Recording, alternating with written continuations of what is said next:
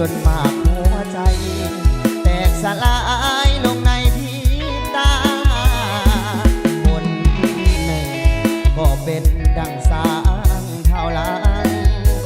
คอยเป็นพลังให้ความหวังให้การเยียวยาเป็นแม่ของลูกนั่นก็คือสี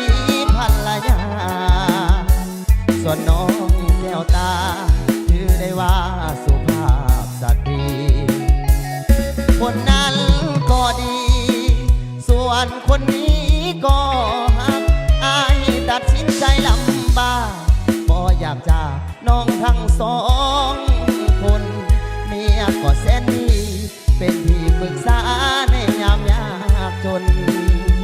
ส่วนน้องหน้ามนก็เป็นคนให้กำลังใจ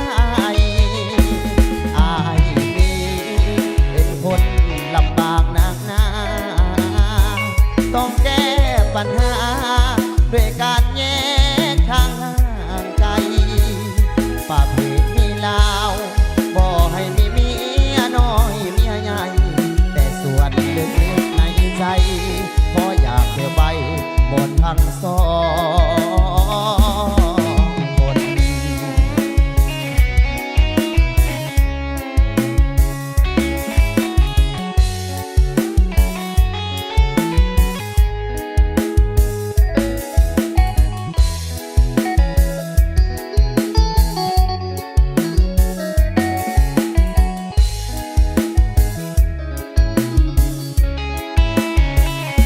คนนั้น